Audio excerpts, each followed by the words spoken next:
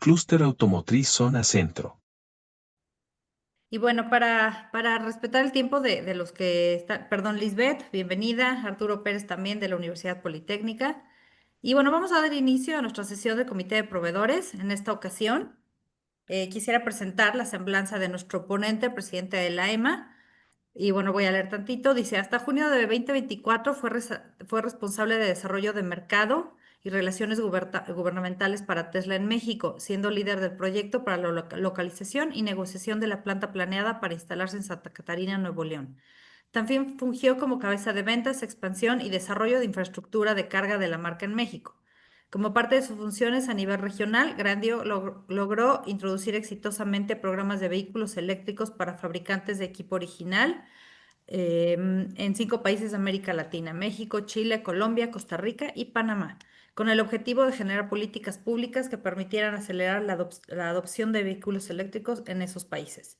La trayectoria del presidente de la EMA evidencia su gran pasión automotriz e interés por la electrificación de la mano con las nuevas tendencias de la industria, desde que iniciaba desarrollándose como promotor Kaizen en un distribuidor Toyota, en donde era responsable de promover la cultura de mejora continua. Más tarde en BMW Group.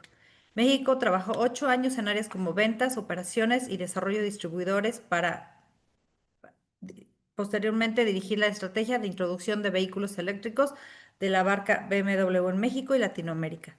Hoy en día su talento y experiencia está enfocado en la misión de acelerar la transición a la movilidad eléctrica y promover el ecosistema que permita la adopción de estas tecnologías en México. Eugenio es licenciado en Administración y Dirección de Empresas por la Universidad, se me cortó tantito ahí, Eddie, Anáhuac. por la Universidad Anáhuac. Dinos, Bienvenido, Eugenio. Bienvenido, muchas gracias y te cedemos la palabra. Muchísimas gracias y gracias por la invitación, Ania. La verdad, muy contento de estar con ustedes y platicarles un poco de lo que estamos haciendo como EMA, de lo que vemos nosotros en cuestiones de electromovilidad y un poco enfocarlo en esta cuestión de proveeduría, que creo que es una de las grandes oportunidades que tenemos en esta transición, ya que una de las razones por las que fundamos EMA en su momento fue que veíamos que el tema de la transición de vehículos eléctricos iba avanzando, era una tendencia que ya no iba a parar y que además México se estaba quedando atrás.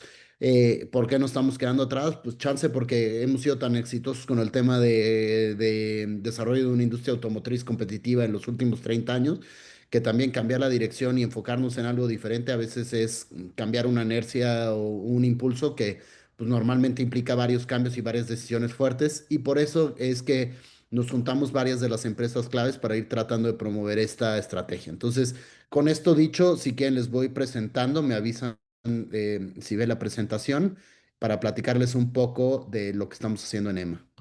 Ahí, Adelante. ahí ya se ve. ¿Sí? Excelente.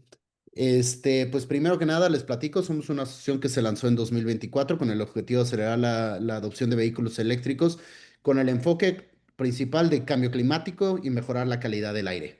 Yo creo que por más presidentes que vengan, estrategias cambien, una cosa que no podemos negar es que tenemos que ir buscando que haya mejor calidad de aire en nuestras ciudades. A mí esta foto me gusta mucho porque la verdad es que a los que vivimos en la Ciudad de México o a ustedes que pueden que estén en las zonas de alrededor, entrar a la Ciudad de México y ver esta nube de contaminación es algo que gracias a la tecnología podríamos ir evitando que existiera. Y además, pues ya hay resultados, ¿no? Cuando la gente que nos acordamos un poco de las Olimpiadas de China, de Beijing, pues las ciudades eran contaminadas y ahora cada vez menos, ¿no? Entonces, el 25% de esas emisiones vienen del transporte. En ciudades como la Ciudad de México, inclusive es todavía más. Y la electrificación podría ayudar a que cada vez fuéramos teniendo ciudades más limpias. Nuestra asociación empezó con el objetivo bueno, de tratar de impulsar a que llegáramos a 50% de ventas de autos eléctricos para el 2030 y 100% para 2035. Si lo ves de un lado industrial, es poco tiempo, es difícil, el reto es agresivo, pero luego también, y una persona cuando pusimos esta meta nos decía, y tiene toda la razón, 2035 faltan 10 años. No sé quién de ustedes tenga hijos, pero por ejemplo, si piensas que tienes un hijo de 7 años, cuando le compras su primer coche a los 18 años, pensar que le vas a comprar un coche de gasolina a veces parece difícil creer, ¿no? Entonces, yo creo que si lo ves así, en sentido un poco más personal, 10 años probablemente sean dos o tres coches después, y entonces pensar que sigues comprando coches de gasolina, creemos que es algo que probablemente no vaya a ser el caso y por eso deberíamos de impulsar o empujar para tener vehículos eléctricos en nuestras ciudades, ¿no?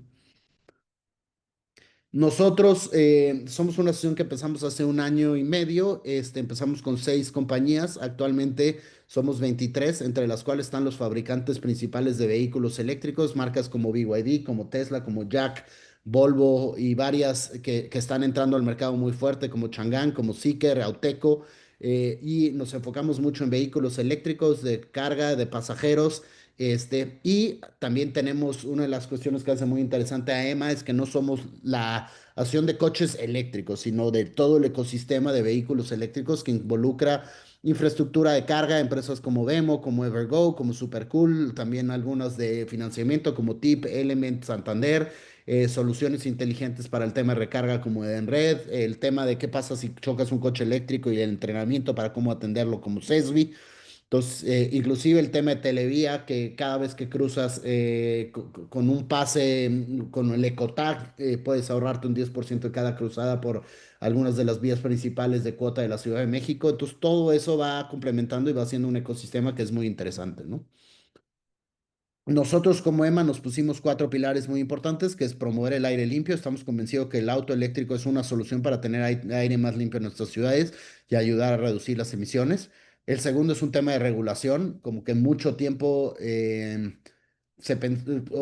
oído yo posturas de la industria de es que como el gobierno no da, yo no hago, ¿no? Si no hay incentivos, yo no empujo. Si no hay regulación, yo me quedo en donde estoy.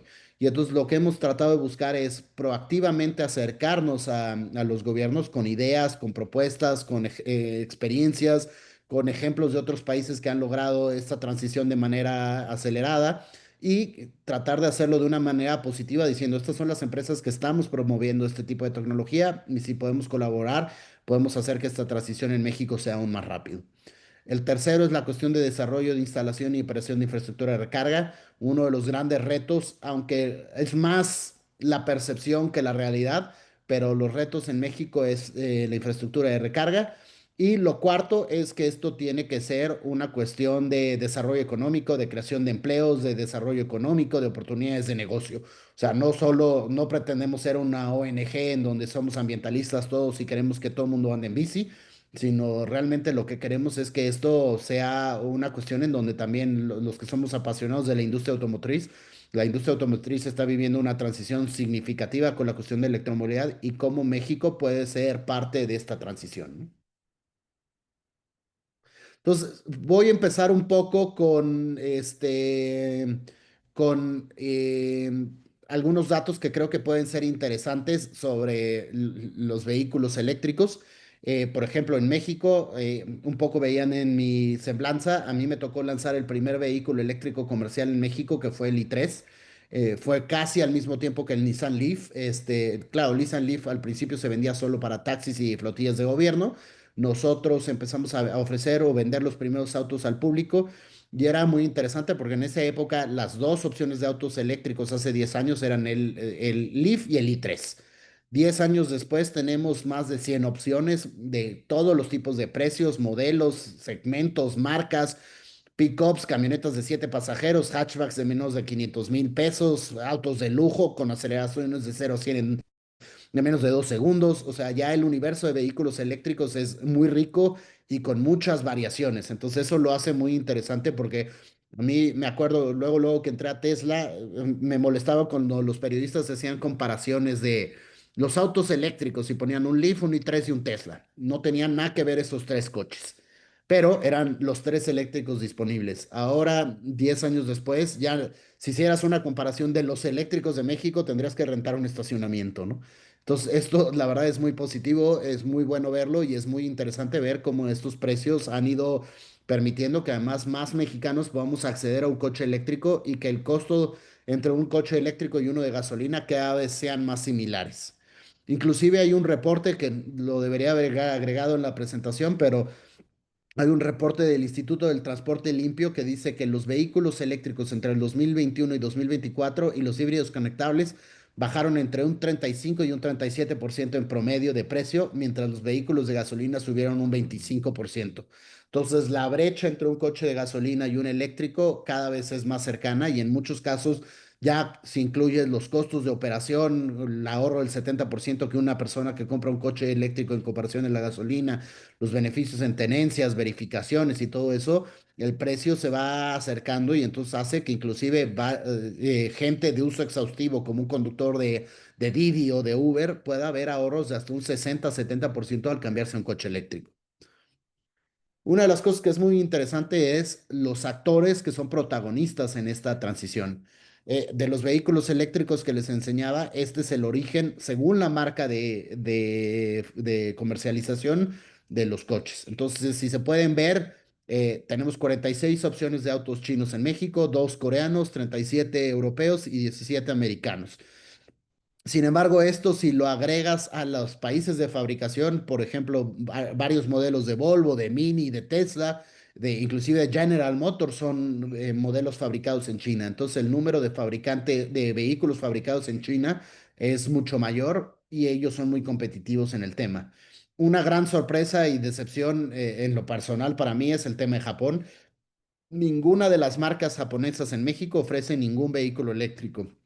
Claro, ellos no han apostado mucho por esta tecnología, han apostado mucho por los híbridos. Sin embargo, cuando vas a otros países, a mí fue una experiencia muy interesante entrar a un fabricante japonés, a su agencia en Noruega, y solo venden vehículos eléctricos. Entonces, lo que está haciendo, y varias de las marcas hablan sobre las estrategias de múltiples tecnologías, sin embargo, no han traído esas tecnologías a México escudándose en cuestiones como la infraestructura de carga. Sin embargo, y ahorita van a ver los números, la infraestructura de carga es la misma para todos y sin embargo varios fabricantes han sido muy exitosos en comercializar sus vehículos, inclusive considerando la infraestructura de carga que actualmente se tiene en México. Uno de los retos también grandes que tenemos es la cuestión de los cargadores. En México tenemos 4 tipos de cargadores. Desafortunadamente no hemos estandarizado. Yo creo, esto es una discusión muy difícil. Todo el mundo piensa y dice, es que deberíamos de tener uno. Mi pregunta siempre después es, ¿cuál? Y entonces no es, ahí es en donde todos perdemos un poco la discusión, porque cada uno tiene su opinión. Si le preguntas a ciertos fabricantes, pues quieren mantener el que tienen de origen de su país. Varios de ellos han prometido una transición. Por ejemplo, los fabricantes tradicionales, casi todos tienen un anuncio de que van a cambiar al formato que fue popularizado por Tesla, ya es un formato común o abierto y en México ninguno de ellos ha hecho esa transición, entonces seguimos teniendo el conector llamado como universal, que dejará de ser el universal a medida que las marcas vayan dejando de ofrecerlo. Y inclusive tenemos algunos fabricantes que traen el formato europeo, que es el que menos hace sentido a México, un poco porque o no venden vehículos ni en China ni en Estados Unidos, o por tema de ahorro de costos. Y ahí es una de las cuestiones que le implican al usuario una complicación en su experiencia.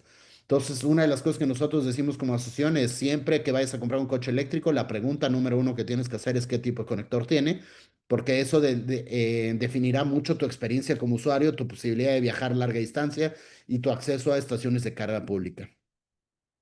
Otra tecnología que nosotros promovemos mucho en EMA es los híbridos de rango extendido o plug-in hybrids. ¿Por qué? Porque si se utilizan bien, se cargan diario y se le explica bien al usuario, la verdad es que es un coche que virtualmente puede ser eléctrico. Esto quiere decir que la mayoría de ellos tienen autonomías ya que superan los 50 kilómetros y si los estás cargando continuamente, puedes manejarlo en ciudad como un vehículo 100% eléctrico sin emisiones. Lo que tenemos que evitar es comprar un vehículo híbrido conectable y no conectarlo. ¿Por qué? Porque entonces es un híbrido pesado y normalmente el motor de gasolina que ya fue diseñado a trabajar de la mano con un motor eléctrico va forzado y va teniendo que cargar un tren motriz mucho más pesado. ¿Por qué? Porque el usuario no lo cargó. Y en muchos de los estudios se han dado cuenta que inclusive podrían contaminar más. Entonces, lo que se tiene que buscar es ayudar bien al cliente para que entienda la tecnología y la carga cada vez que pueda. Y una de las cosas que hemos hecho mucho como EMA es tratar de generar datos, porque en México no había datos y entonces la gente, una de las cosas que siempre oigo es que en México no hay cargadores y siempre les pregunto, oye, ¿cuántos cargadores crees que hay? No, pues no tengo ni idea. Entonces, ¿cómo sabes que no hay cargadores? Entonces, es una cuestión de percepción, que claro, ya que te compras un coche eléctrico, los vas ubicando y te das cuenta que estás cerca de varios. Sin embargo, cuando no tienes un coche eléctrico, no puedes pasar inmune y no darte cuenta de dónde está la infraestructura.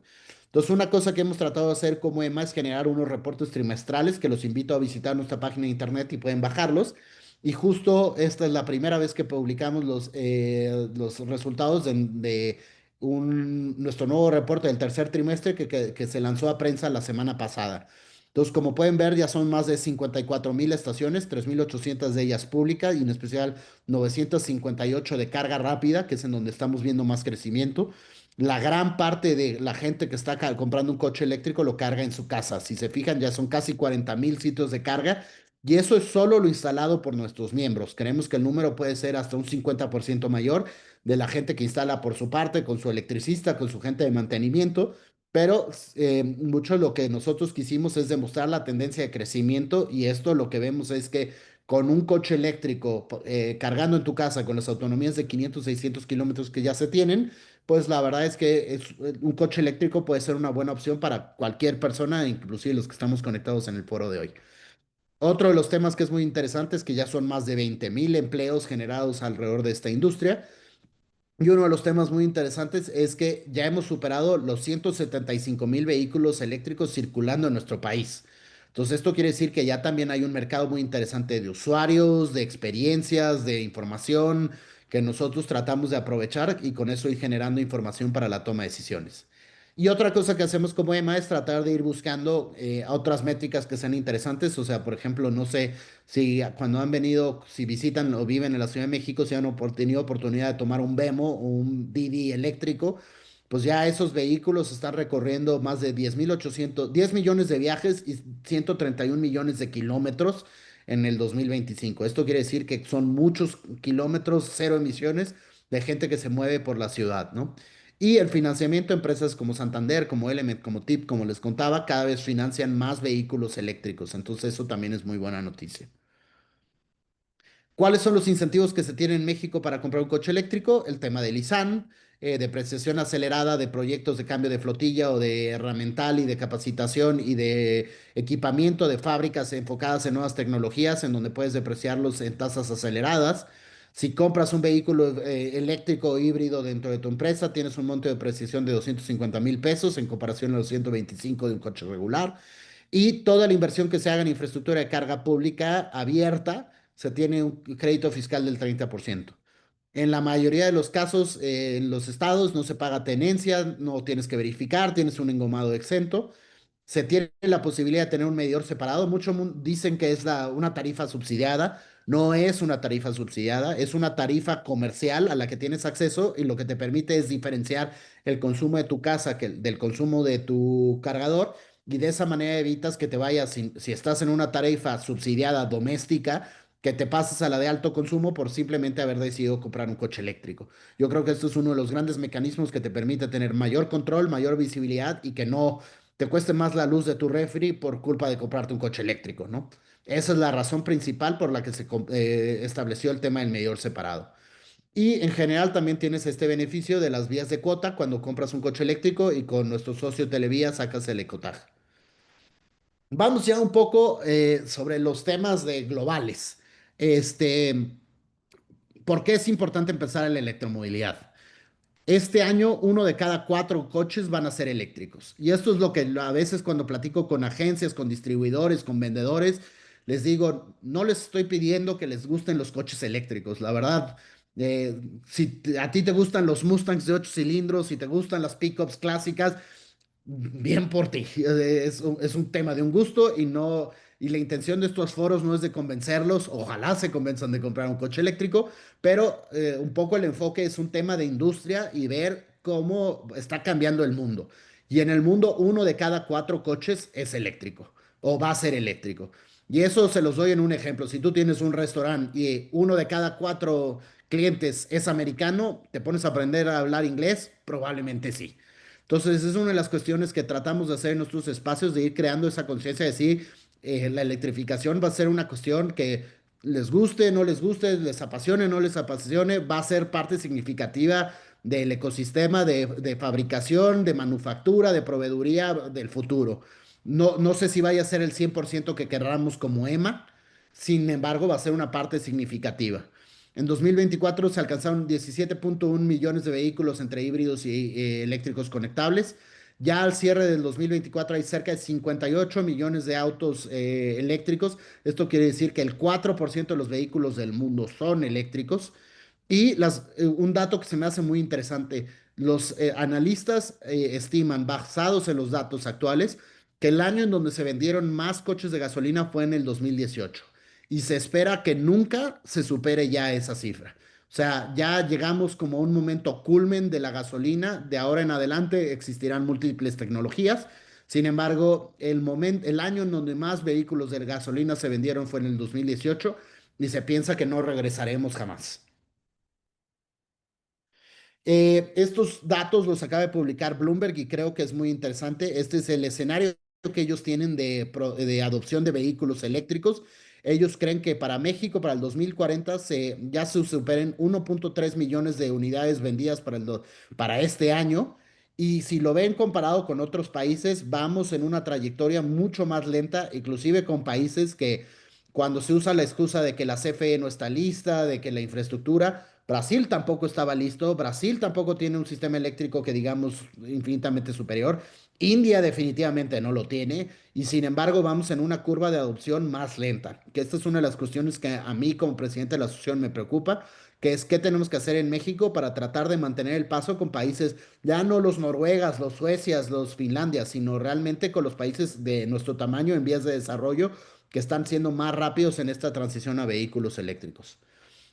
Unos datos que son muy interesantes es para cierre de 2024, justo les decía, Noruega ya vendió 88.9 de los vehículos que vendió eran eléctricos. Este año se estima que ya cierren alrededor del 95. China vendió un 31%, pero solo para que se fijen, vendieron 10 millones de vehículos eléctricos, o sea, casi 6 veces, 7 veces lo que se vendió en México de autos en total. Entonces, esto quiere decir que el mercado más grande está transicionando a cada vez vehículos más eléctricos y cada vez más marcas chinas. Entonces, esto es una de las cuestiones que es muy interesante. Y siempre me gusta usar este tercer ejemplo, que es Costa Rica, para demostrar que también es una cuestión de voluntad política, de alineación de los actores, pero Costa Rica ya está en 20%.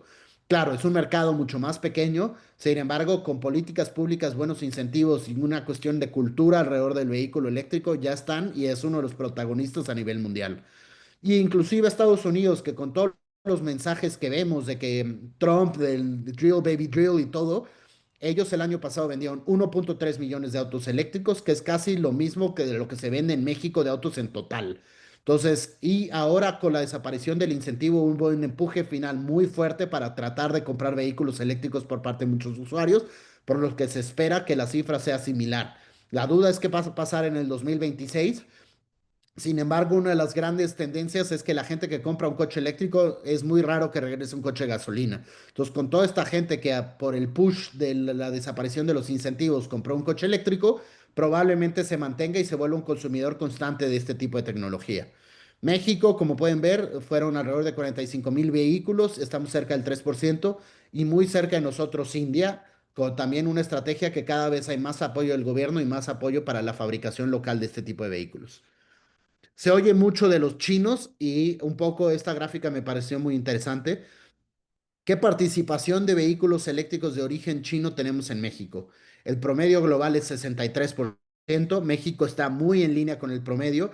Claro, tienes países como Tailandia y Brasil en donde la amplia mayoría son coches de este país. Sin embargo, países europeos cada vez de ir de cero ya están en 15% y se irán pegando este promedio. Y el tema interesante es el tema de fabricación en México de vehículos eléctricos. Según nuestros datos y una investigación que hicimos de todas las ventas que se hicieron de vehículos eléctricos el año pasado en Estados Unidos, lo que nosotros detectamos es que México vendió el 11% de los vehículos eléctricos que se vendieron en ese país. Esto inclusive ya superior a Corea del Sur y Alemania. Entonces, México ya es el productor más grande de vehículos eléctricos que se venden en Estados Unidos. Y esto es una de las cuestiones que nos llama la atención. ¿Por qué?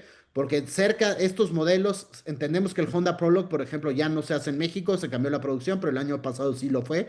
Solo contando estos tres modelos, las ventas de vehículos eléctricos mexicanos superaron los 100,000 unidades. Sin embargo, esos modelos en México vendieron menos de 500. Y uno de los datos que es muy interesante es que estos modelos son más caros en México que en Estados Unidos y Canadá.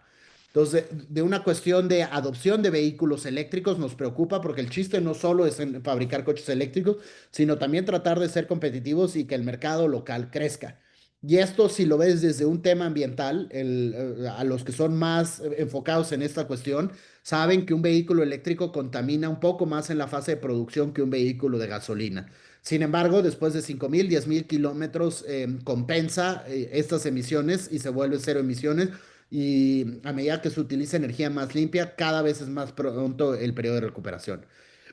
Sin embargo, y les platico esto, porque si lo ven geográficamente, creo que es una decisión un poco cuestionable estar haciendo coches eléctricos que la contaminación en la fabricación en México es de este lado. Sin embargo, el coche se va a California o se va a Noruega o se va inclusive a China, que me tocó ver maquis en China. Y entonces los beneficios ambientales de no usar, no contaminar, se están teniendo en otros países. Entonces aquí lo que se tiene que buscar es que en México se fabriquen coches eléctricos, que seamos competitivos y que además los mexicanos podamos gozar de los beneficios y no quedarnos con tecnología que en México se hagan los eléctricos y que nos manden coches de gasolina de 4 cilindros y 100 caballos a nuestro país, ¿no? Este, ¿Por qué promover la electromovilidad en 2025? En especial cuando hay tanto ruido y tantas noticias que vemos que las marcas se están echando para atrás, que los gobiernos están reduciendo algunas de las ambiciones de esto. Uno es el cumplimiento de metas de reducción. Todo el país, todo el mundo se comprometió a tratar de mantener la temperatura de nuestro planeta en 1,5 grados y para eso tenemos que tomar acciones radicales para tratar de descarbonizar el transporte, la industria, la fabricación, la generación de electricidad, hasta el tema de cemento, ¿no?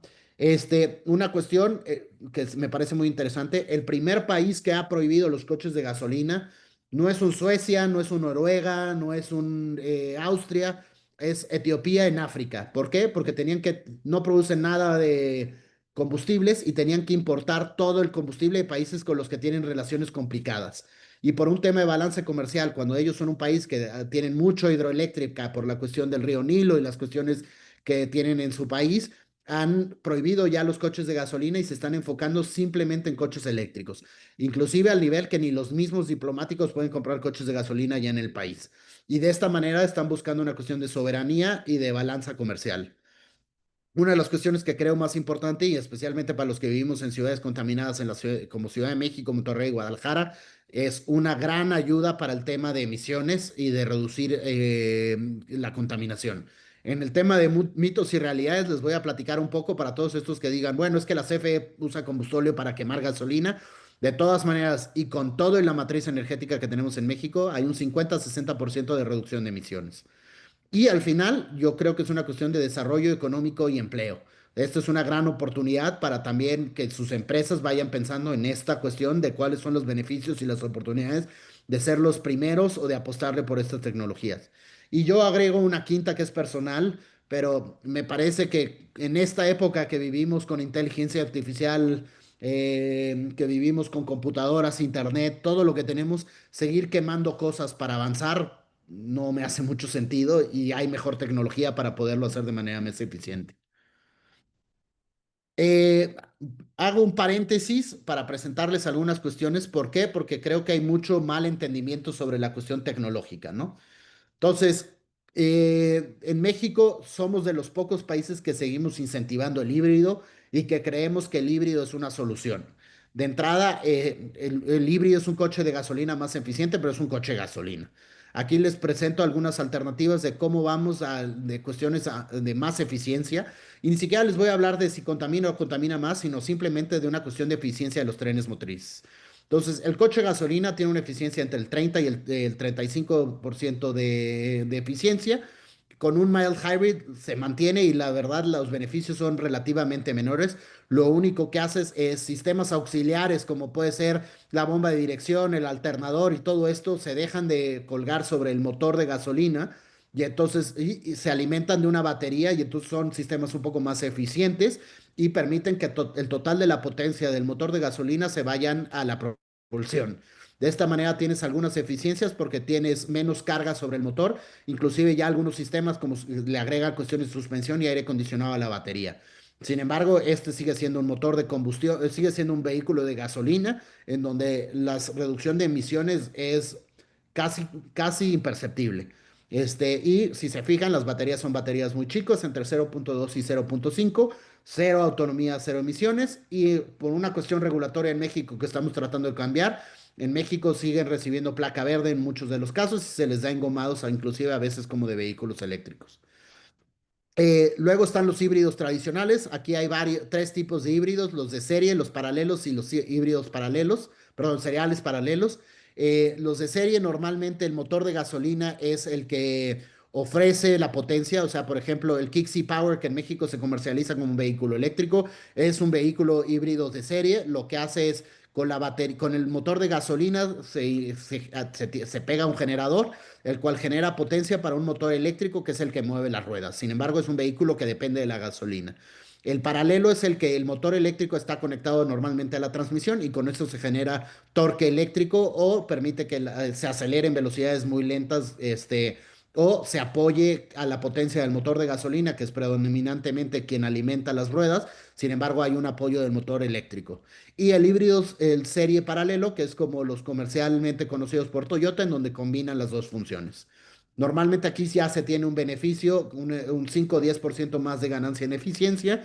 Sin embargo, el rendimiento promedio aumenta marginalmente. Las emisiones directas, sí, claro, si ustedes se compran un Prius, pues sí hay una reducción de emisiones, pero en muchos de las cuestiones de vehículos pesados, de motores grandes y todo eso, pues el apoyo realmente ambiental es menor. Y normalmente la autonomía cero emisiones es de 0 a 2 kilómetros, o sea, casi imperceptible. Luego aquí ya empezamos a llegar y a aumentar el tema de electrificación. Como les decía, están los híbridos conectables, en donde ya la mayoría de hoy ofrecen más de 50 kilómetros de autonomía, en donde puedes viajar casi en tu día a día con cero emisiones, en donde ya tienes una eficiencia energética que va del 40 al 60%, en donde inclusive ya empezamos a ver modelos comercializados en México que superan los 1000 kilómetros de autonomía y que al final pueden ser vehículos cero emisiones. Sin embargo, aquí, como les decía, es importante que la batería siempre se trate de estar cargada para que pueda maximizar los dos trenes motrices. ¿Cuál es una de las cuestiones complicadas de esto? Que la complejidad técnica y la posibilidad de fallas y errores o problemas mecánicos pues aumenta porque tienes dos trenes motrices. Una cuestión que está empezando a ser muy popular en China y que probablemente llegue a México, ya empieza a llegar por parte de algunas marcas, son los de rango extendido, de vehículos eléctricos de rango extendido, en donde ya se tiene una batería grande de unos 10, 30 kilowatts, en donde ya la autonomía eléctrica supera los 100 kilómetros y se tiene un motor de gasolina normalmente en el eje trasero que simplemente funciona como generador. Es un vehículo de gasolina en donde, perdón, en donde el motor de gasolina normalmente trabaja sin transmisión y a regímenes constante en donde la eficiencia es máxima y lo que hace es ir compensando un poco el consumo y entonces lo que permite es en los viajes de larga distancia se prende el motor de gasolina, conserva la batería y y el motor siempre va funcionando en un régimen continuo y de esa manera se logra la mayor eficiencia y las menor emisiones. Esto es algo que cada vez va a ser más común, especialmente para las camionetas de lujo, especialmente en China, marcas como Li, como Xpeng, como NIO están empezando a transicionar a esta tecnología. En México, Chang'an ya ofrece varios modelos de estas tecnologías que creo que es una buena alternativa porque básicamente es como si trajeras un vehículo eléctrico con una planta adicional. Sin embargo, el motor sigue entonces requiriendo cambios de bujía, servicio. Sin embargo, hay menos complejidad porque te ahorras la transmisión y todo el tema tren motriz. Y claro, lo que es uno de el más eficiente y el más limpio, el motor, bueno, el vehículo 100% eléctrico, cero emisiones directas, eficiencia energética del 90 a 95, normalmente 5 a 6 kilómetros por kilowatt y autonomías que ya superan inclusive los 600 kilómetros de eficiencia. Aquí ya no se tiene ningún tipo de emisiones. Y uno que probablemente venga en el futuro, la celda de hidrógeno. La verdad, aquí yo creo que es complicado. Hay cuestiones de seguridad, hay cuestiones en donde convertir el hidrógeno requiere mucha energía, entonces tiene que garantizar que, ¿cómo se llama? Que la separación del hidrógeno se haga de la manera más limpia. Y el tema del transporte, en donde es complicado la cuestión de logística. Los proyectos que se han tenido actualmente, a pesar de que el vehículo tiene lo muy romántico de que solo salga agua del escape, todos los temas de logística son complicados. Y aquí les traigo algunos datos sobre cómo puedes comparar este tema ¿cómo se llama? De eficiencias, ¿no? Un vehículo eléctrico de los 15,4%, 15 kilowatts que se pueden utilizar, solo el 5% se desperdicia y el 95% se utiliza para mover el vehículo hacia adelante. Sin embargo, en un vehículo de gasolina hay grandes pérdidas por eficiencia, por fricción, calor, transmisión. Entonces, de toda la energía que se tiene en un vehículo eléctrico, el 80% se desperdicia, el 20% realmente se convierte en movimiento. Y para recorrer 100 kilómetros, en vez de usar 15 kilowatts, se necesitan 76 kilowatts. Entonces, esto es una de las razones principales por las que yo soy muy ferviente creyente del eléctrico. Simplemente es una máquina más eficiente. Y aquí les pongo otros ejemplos de cómo la energía, por ejemplo, si produce 100 kilowatts con energía renovable, solo se pierde un 5% en transmisión y un 5% en la carga, y el coche recibe 85 kilowatts. Si te vas, por ejemplo, al hidrógeno, que es uno de los que se habla mucho, entre la electrólisis, la separación, la compresión, la logística, el movimiento, pues realmente hay importantes pérdidas, ¿no? Y si lo haces en un tema de un coche de gasolina, esa misma gráfica entre la refinería, el movimiento, el diésel, perdón, aquí de diésel, no es de gasolina, de todas maneras se tiene mucho más. Y entonces con estos mismos 100 kilowatts que se tienen de energía, se puede dar cuenta que un vehículo eléctrico recorre más distancia y es más eficiente. Y esto, una de las cosas que cuando compren un coche eléctrico, les recomiendo es no solo vean si es híbrido o si es eléctrico, vean el consumo real, las emisiones reales, que a veces en México no se necesitan poner las fichas técnicas si no los agregan, pero se van a dar cuenta que a veces un vehículo híbrido es más contaminante que un vehículo inclusive tradicional. Yo aquí siempre agrego uno de los autos más vendidos en México para que vean que el auto más vendido contamina 129 gramos de CO2 por kilómetro, y tienes muchos híbridos que inclusive contaminan cuestiones muy similares o superiores. Entonces, no se vayan. Yo muchas veces, uno de los mensajes que damos como asociación es, la electrificación no es el objetivo, la electrificación es el medio para incrementar la eficiencia y la reducción de emisiones. Entonces, si tenemos un vehículo, aunque sea híbrido y tenga una batería, pero la eficiencia es nula o es muy mala eficiencia, pues entonces chance lo que te conviene es comprarte otro vehículo que sea más chico y más eficiente, ¿no? Y ahora ya entramos un poco al tema de componentes. ¿Cómo es la comparación de un vehículo de gasolina y un eléctrico? Entonces, de entrada, un vehículo de combustión y un vehículo eléctrico perdón, el eléctrico tiene, perdón, aquí que están cambiados, pero son 20 partes móviles y 200 componentes en el tren motriz, comparado con 1000 partes móviles y 1400 componentes solo para el tren motriz, sin meternos en el tema del resto del coche. En un vehículo de gasolina se eliminan, perdón, en un eléctrico se elimina la transmisión, el sistema de escape, el tanque e inyecciones. En un vehículo eléctrico se agrega la cuestión de la batería, electrónica de potencia, que es el cargador, el inversor, un poco el alimentador de los motores, los sistemas térmicos y el tema de conectividad, porque casi todos ellos son cuestiones de gestión inteligente. En el tema de estructura, sin duda cambia cómo se hace un vehículo eléctrico en especial, porque casi todos ellos tienen la fabricación en donde se usa el modelo famoso de patineta, en donde tienes la batería abajo del vehículo. Eso hace que el vehículo sea más estable, que sea más difícil de voltear. En el caso de un accidente delantero, en vez de que el motor tengamos que diseñar cómo se absorbe el golpe, esa parte y a dónde desplaza el motor de combustión, normalmente en la parte del cofre tienen estructuras que están diseñadas para absorber el golpe. Traen mucho más reforzamiento en la parte de abajo, que eso también ayuda para los golpes laterales. Y la construcción, especialmente en el piso, comparado contra un coche de gasolina, es muy diferente. ¿Por qué? Porque en un coche de gasolina simplemente es una lámina, es una placa, es una superficie.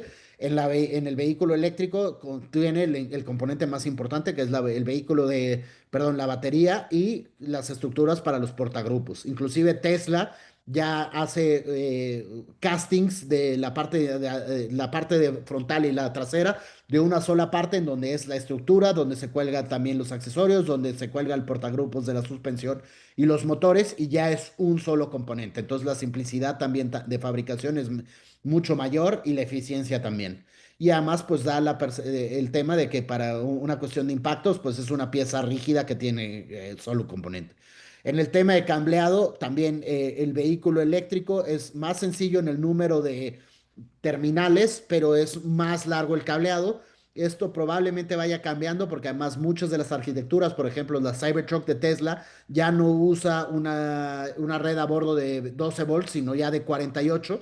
Y es un sistema en donde además funciona con un sistema como de Ethernet, en donde ya no es CAN bus o este tipo de sistemas, en donde hay un módulo que controla todo lo de adelante, todo lo de atrás, y entonces el cableado que se requiere para llevar la señal a cada uno de los módulos desaparece y simplemente tienes cuatro o cinco módulos para distintas o sistemas o ubicaciones dentro del vehículo. Y el tema del enfriamiento también va a ser muy importante porque los vehículos eléctricos utilizan especialmente refrigerante y anticongelante para mantener la batería siempre o caliente o fría. Que esto es, dependiendo si hace mucho calor, el chiste es mantener la batería siempre refrescada. Si hace mucho frío, que puede dañar las celdas, se trata de mantener y se activa una bomba de calor que mantiene la batería en temperaturas óptimas. De esta manera se tienen estos sistemas de refrigeración en donde también se aprovecha para el sistema de aire acondicionado para enfriar los motores y normalmente es un sistema que es un ciclo que alimenta tres o cuatro sistemas alternos. Entonces, como pueden ver, hay importantes cambios en cómo se diseña un vehículo eléctrico en comparación a uno de gasolina. Sobre el tema de motores, pues sí, es una cuestión mucho más sencilla el motor eléctrico. Normalmente tienes una sola pieza móvil, traes eficiencias de 90 a 95, tienes la capacidad de ir a 15.000, 21.000 revoluciones por minuto. En muchos de ellos se puede eliminar la transmisión, hay algunos modelos que la incluyen, pero casi todos es paso directo. El único tema de servicio que a veces se le tiene que hacer a un vehículo eléctrico son las cuestiones de refrigerantes que se tienen que cambiar cada 70.000, 100.000 kilómetros y son mucho más ligeros y mucho más sencillos, en donde en comparación con un vehículo de combustión, que me imagino los que están en este foro entienden perfectamente la cantidad de partes, piezas de desgaste, bujías, bandas y probablemente lo que falle. En un coche eléctrico es muy difícil que falle un motor eléctrico. Normalmente podrá haber fallas en otros sistemas, pero el motor de eléctrico, por su diseño, por su manera, por su arquitectura, son de las cuestiones que puedes traer, y eso es una de las cuestiones que los invito por si un día se vienen a México y se suben a un Vemo, pregúntenles cuántos kilómetros tiene su coche. El otro día me mandaron una foto de uno con 420.000 kilómetros. Entonces, eso es muy interesante, que claro, el tema de mantenimiento, no digo que un vehículo de combustión no pueda superar también, hay ejemplos de 1 millón de kilómetros, pero la cantidad de cambios, ajustes y mantenimiento que se le tiene que dar, pues es mayor, ¿no? Y a la cuestión de componentes también es importante. ¿Por qué? Porque probablemente estos componentes vayan en declive. La cuestión de pistones, bombas, filtros, tanques, sistemas de emisiones, escapes, partes de desgaste. Esta foto, aunque es muy ochentera de lo que era el Caribe o el Golf en ese entonces, me encanta para enseñar un poco la complejidad que venía detrás de un vehículo de combustión. Sin embargo, en un vehículo eléctrico esto se vuelve un poco más sencillo, pero existe la oportunidad de empezarse a enfocar en baterías y sistemas de monitoreo de las baterías, electrónica de potencia, sistemas de gestión térmica, materiales ligeros, la fabricación de la celda en sí, programación y manejo autónomo. Y una cosa que luego mucha gente no considera porque piensan que es otra industria, pero el tema de cargadores, ¿no? Sobre las baterías, yo creo que uno de los mitos más grandes es toda esta percepción de no hay suficiente litio y los materiales y todo esto. De entrada, el litio solo es cerca del 3% de la construcción de una batería. Entonces, en general, los materiales que más se van a necesitar son el grafito, el cobre, el aluminio, el níquel, que son materiales mucho más comunes. Los más complicados, el cobalto, el manganeso, el litio, pues no superan el 15% de la batería. Entonces, de entrada, esto es una de las cuestiones que mucha gente habla sobre el litio y de entrada, pues no es tanto. Y además es uno de los materiales más comunes en el mundo. Si se acuerdan de sus clases de química, es el tercer material en la tabla periódica y entonces es muy común. Lo malo es que a veces las cuestiones de concentración no son las adecuadas, que por ejemplo en el caso de México lo que tenemos, hay tres tipos o tres maneras de encontrar el litio en el mundo. Hay uno que es el brine o la piedra, la salmuera o este líquido como el que encuentran en Bolivia, Chile y Argentina, y los lodos. Los lodos lo que es muy difícil porque hay que limpiarlos mucho, la concentración y luego el costo, y todavía no hay un proceso industrializado a nivel global que permita hacerlo rentable. En el tema de la piedra es que Australia, por ejemplo, es el líder en esto, y en el tema de la salmuera, que son las típicas fotos que ustedes han visto en donde están los lagos estos evaporando, era la manera que antes se hacía, que la queja era mucho que era el tema de evaporación y que el agua se perdía. Sin embargo, cada vez hay sistemas más de extracción directa sobre la salmuera, en donde el agua que se quita se puede inyectar de nueva cuenta. Entonces, eso es muy interesante. A mí me ha tocado ir a alguna de las minas de litio de nueva generación y es muy interesante porque la verdad es que es subir a 4.000 metros sobre el nivel del mar en Argentina a una planta que ocupa una hectárea y no te das cuenta que lo que se está fabricando ahí es litio. Y otra de las cuestiones que es muy importante es la cuestión de la cadena de suministro de las baterías. Actualmente, Asia es el jugador predominante y casi absoluto en la cuestión de baterías. Tenemos a los fabricantes chinos que tienen más de un 50%, luego los coreanos, marcas como LG, Samsung y SK, Panasonic, que es el que le hace mucho las baterías a Tesla y a otras empresas, y los esfuerzos de fabricantes americanos y europeos representan menos de este 15-20%.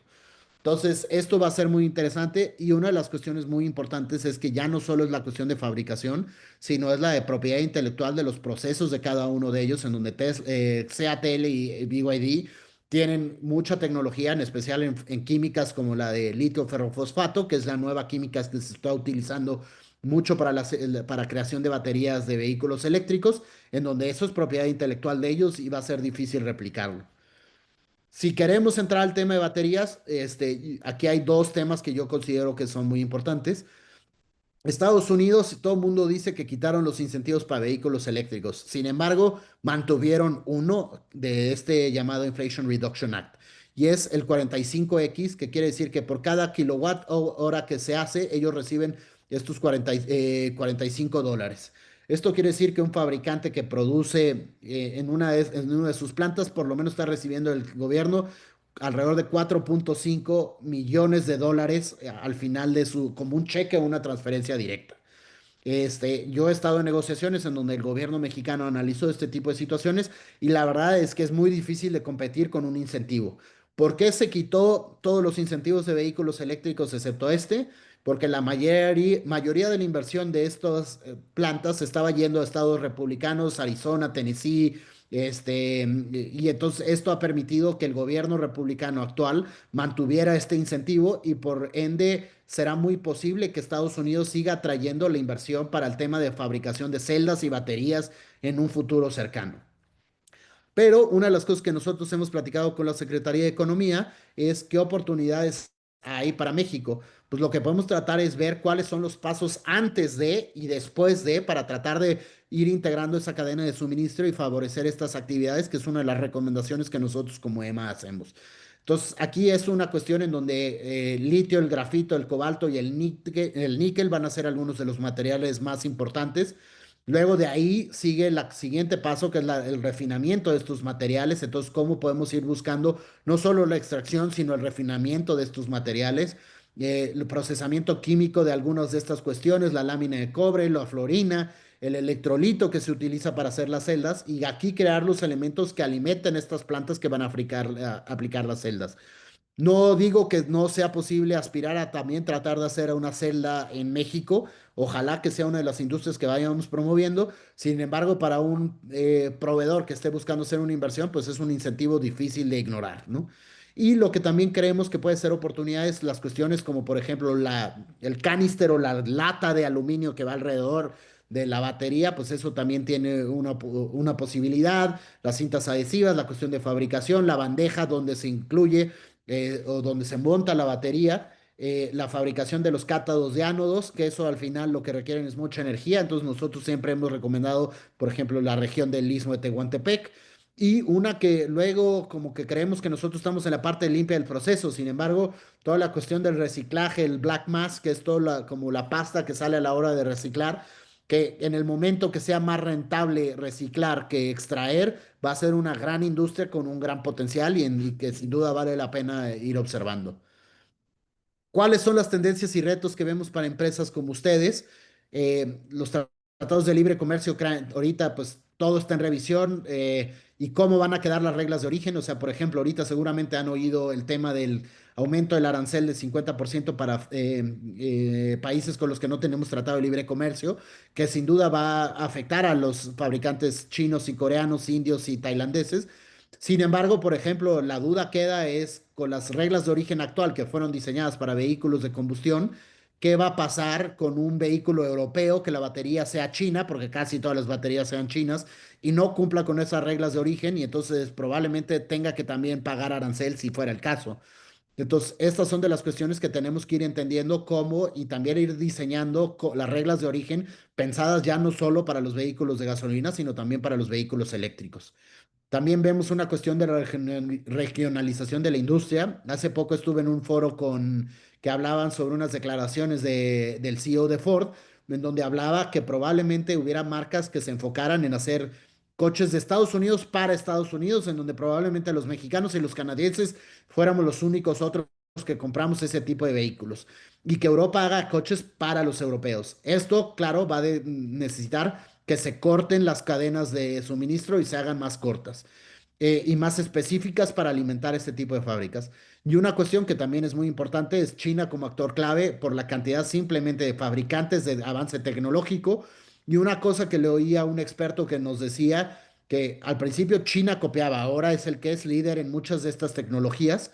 Y recientemente oí al jefe de sustentabilidad de una de las fabricantes más grandes del mundo que le preguntaban cómo buscar la independencia de China y dijo, dejémonos de hacer bolas, no hay independencia de China, solo hay manejar la dependencia. Entonces, esto es muy interesante porque esas son las posturas de algunos de los líderes de estas industrias en donde se dan cuenta que ellos llevan 15 años trabajando para integrar una cadena de suministro, mientras las marcas tradicionales medio iban cambiando de dirección, que si sí van, que si no van, que si el híbrido. Al final los chinos con esta dirección tan clara que han tenido han logrado tener un avance en costos, en integración, que hace difícil que competir y la única manera de hacer o competir con eso es ponernos a trabajar ahorita. Vamos 10 años tarde, la única posibilidad es trabajar para también desarrollar estas capacidades en México y poder crear una cadena de suministro competitiva. Y ahora, un poco para ir cerrando, ahorita que ya estamos sobre la hora, cuestiones de mitos y realidades acerca. Entonces, uno, es más barato tener un coche eléctrico, ya que lo compras y especialmente si comparas dos alternativas del mismo precio, sí lo es. Aquí les dejo un ejemplo muy fácil de calcular. Es si ustedes tienen un tanque de 50 litros y van a la gasolinera a 24 pesos el litro, se gastan 1,200 pesos el tanque. Vamos a decir que son conductores eficientes y le sacan 400 kilómetros de autonomía, están pagando más o menos 3 pesos por kilómetro. En un coche eléctrico, si cargas en tu casa, más o menos el kilowatt está en 4 pesos. Un Tesla Model 3, por ejemplo, el Standard Range, le caben 50 kilowatts. Eso quiere decir que una recarga te cuesta 200 pesos. Ese coche también da cerca de 400 kilómetros. Eso quiere decir que el coche te da 50 centavos por kilómetro. O sea, un ahorro importante y significativo. Si ese mismo coche lo cargas en la carga pública, más o menos el promedio en México, el kilowatt está en 9 pesos. Eso quiere decir que te cuesta la recarga unos 450, 500 pesos. Con ese mismo coche recorres 400 kilómetros, estamos hablando de 88 centavos por kilómetro. Entonces, todavía considerando carga pública, es más barato tener un coche eléctrico o alimentar un coche eléctrico en México. El tema de las baterías, justo lo que les decía, solo el 3% es de litio. Muchas de las baterías, por ejemplo, esta foto que ven abajo a la derecha, es un centro de datos que se alimenta en base a baterías de autos que están alimentando esta facility con servidores. Entonces, las baterías se pueden dar una segunda vida o una segunda utilización en comparación a una de las cuestiones que siempre hay que pensar, que es la gasolina se quema y nunca más volverá a ser gasolina. Una batería de auto eléctrico, por más que ya no sirva, sigue teniendo un 3% de litio, sigue pesando 300 kilos y siguen siendo los materiales que se pueden recuperar. y además los costos de las baterías ha ido bajando, entonces eso hace que sea cada vez más interesante y más competitivo. Y al final, una de las cuestiones que digo es como que la gente luego se preocupa mucho que qué va a pasar con las baterías.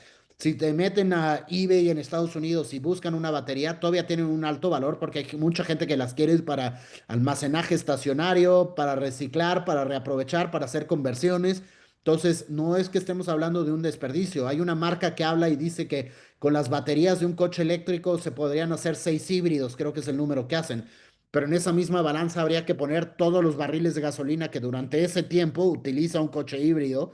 Y eso realmente sería una comparación bien estructurada de los materiales o recursos que se necesitan para utilizar un vehículo.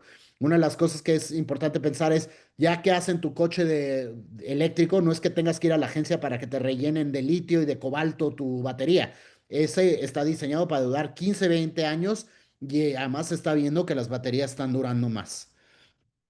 Otro de los mitos es si se puede viajar largas distancias.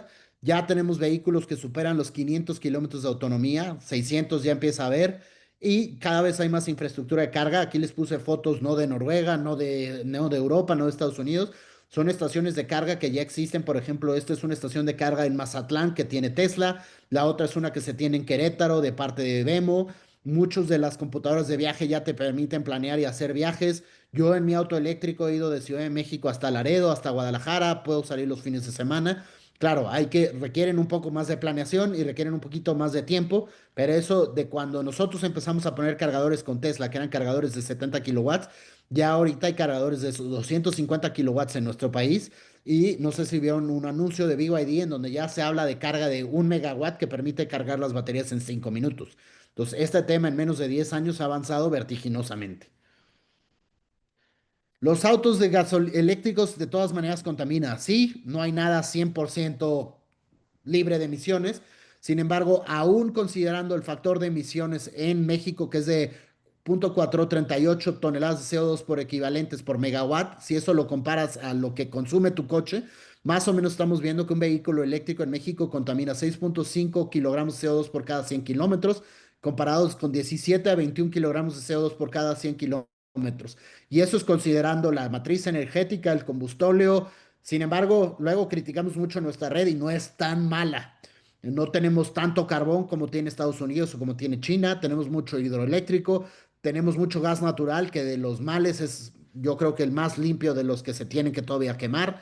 Y sin embargo, y esta gráfica a la derecha creo que es muy interesante, pueden ver que si haces el análisis entre la fabricación de la batería, la fabricación del vehículo, los costos o los impactos de la generación de electricidad y las emisiones del vehículo, de todas maneras un vehículo eléctrico es significativamente menor en su impacto y mientras más se utiliza es mejor. Y además cada vez se trabaja más en ir limpiando estos procesos para hacerlos más conscientes.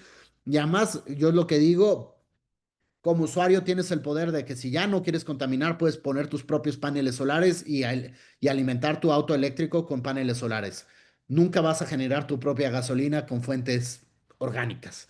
Entonces, esto es un tema que creo que es importante y además uno de los temas más que también creo que es importante mencionar, las plantas de generación no están en el centro de la Ciudad de México, están afuera del valle. Una de las cosas que ayuda mucho con un vehículo eléctrico, especialmente para ciudades como México y Monterrey, es que es la situación de circulación de aire. Al sacar la fuente de emisión afuera del valle, podríamos tratar de respirar aire más limpio en México. El problema de la emisión de escape es que se queda dentro del valle, se queda a nivel de piso y es lo que estamos respirando. Al mover esa fuente de emisión, por más limpia o no limpia que sea, podemos sacarla de un valle en donde la circulación y condiciones climáticas no ayudan para la disipación de los gases contaminantes. ¿Cómo o cuánto están durando las pilas? La verdad es que estamos viendo que se están durando más de 20 años, que aproximadamente se está viendo una degradación de 1.8 a 2.3 promedio por año. Esto quiere decir que si tienes un coche de 450 kilómetros, después de 10 años todavía estarás arriba de los 350 y eso te permite seguir utilizando el vehículo. La durabilidad real en el campo se está viendo que vehículos, como les decía, los de Bemo, estos de marcas de nueva generación están durando mucho más ya con gestión inteligente. E inclusive vehículos como el i3, que eran tecnologías que apenas empezaban, se está viendo que mantienen el 80% de carga después de 10 años. Casi no se están viendo cambios por garantía. Inclusive nosotros, Jack tiene un centro de batería y decían que solo han cambiado 1,000 celdas de las 140 millones que han vendido ya en el mercado mexicano. Entonces, esto les deja ver que la verdad es que son cuestiones en donde, claro, puede haber fallas de fabricación o temas de utilización, pero las baterías están durando mucho más de lo que la gente duraba. Y el reemplazo sí puede ser entre 100 y 250,000 pesos, pero se está viendo que inclusive con la reducción de precios de las baterías puede ser y irán bajando de precio. Luego se habla que si se queman más los vehículos eléctricos, de entrada es más seguro tener un coche eléctrico, es menos probable que se queme, a pesar de que el incendio es diferente, no hay un riesgo de explosión, y además para el usuario son los vehículos más seguros, los centros de gravedad son más bajos. O sea, este video que no sé si lo alcanzan a ver, pero este es un ejemplo de cómo un vehículo de eléctrico con la batería abajo, por un poco el tema del peso, siempre regresa o es muy común que regrese a la posición original, protegiendo a los usuarios. Y entonces esto hace que, por ejemplo, lo que les decía, como no hay un motor adelante, toda la estructura del coche está diseñada para proteger a los usuarios. Y en el caso de incendios, se ve que por cada 100,000 unidades vendidas, hay 25 incendios para un auto eléctrico y 1,530 por un vehículo de gasolina. Y en el tema de mantenimiento, pues claro, es mucho más sencillo porque hay menos piezas de combustión, de desgaste, tienes el frenado regenerativo y tienes importantes ahorros en consumo. Yo actualmente manejo un coche eléctrico que ya llevo casi 3 años con él y literal lo he tenido que llevar para una rotación de llantas y un cambio de una reparación de una cosa que rompí yo por falta de cuidado. ¿Cuáles son los retos? Y con esto termino, esperando que haya sido de interés. Vemos que en México el reto de los conectores es una cuestión muy difícil y al menos de que el gobierno ponga una regla, veo difícil que los actores de la industria se pongan de acuerdo. El tema de datos, ir generando información para que ustedes puedan tomar mejores decisiones. Una diferenciación y división clara de qué es un vehículo híbrido, un eléctrico, que aquí en México las reglas son tan ambiguas que hay marcas que comercializan vehículos de gasolina como vehículos eléctricos o reciben placas verdes aunque contaminen 3 veces más que un coche convencional. El reporteo de datos, ubicaciones de cargadores, la cuestión de aranceles y los precios de la electricidad que van a ser muy importante. El tema de interconectividad entre los sistemas de gestión de las estaciones de carga. La regulación, la poca regulación que en México han puesto ha complicado algunas cuestiones, especialmente en el tema de cargadores. Entonces ahí lo que estamos buscando es trabajar con el gobierno para crear condiciones que favorezcan y florezcan estos ecosistemas y que en el caso de ustedes también pudiera crear oportunidad para inversión en infraestructura en capacitación de gente, en maquinaria para irnos especializando en vehículos eléctricos. La conectividad con Estados Unidos, que va a ser muy importante. Ellos tienen un bloqueo para los coches chinos con un 100% de arancel y un bloqueo por ciberseguridad. Esto significaría que en un futuro, si compras un coche chino en México, no te dejen entrar. Pues no sabemos. Entonces, esa es de las cuestiones que tenemos que ir teniendo certeza. Adaptadores, ahí tengan cuidado. Mucho se habla de los adaptadores, que no importa el tema de los conectores con los adaptadores, pero luego va la gente y lo compra en Temu y puede haber un error o una falla. Y la concientización con información real, ahí los invito a que nos sigan en nuestras redes sociales de EMA, en donde generamos mucha información de campañas de por qué te conviene un coche eléctrico, cuáles son los retos, cómo se usa, cuáles son los tipos de carga, cuáles son las cuestiones que tienes que considerar cuando estás volteando a ver uno. Y generamos muchos reportes de información, inclusive recomendaciones para cuando están construyendo un edificio, cómo empezar a considerar la cuestión de la recarga. Todo eso es lo que estamos haciendo como EMA. Y como una reflexión final, para dejar un espacio en tiempos, yo soy muy proeléctrico, pero también soy muy consciente de que esto no va a ser de un día a la mañana. Tuve oportunidad de ir este año a Noruega, el país que ya está vendiendo cerca de 95% de vehículos eléctricos. Sin embargo, en las calles ves muchos coches de gasolina. Ellos tienen el estimado que un coche promedio dura entre 15 y 20 años, entonces ellos dicen, o sea, tendríamos que vender 100% eléctricos durante los 15 o 20 años que siguen para que ya desaparezca el último coche de gasolina. Entonces, eso también lo veo como una reflexión interesante para decir, especialmente me imagino que muchos de ustedes son proveedores de la industria tradicional.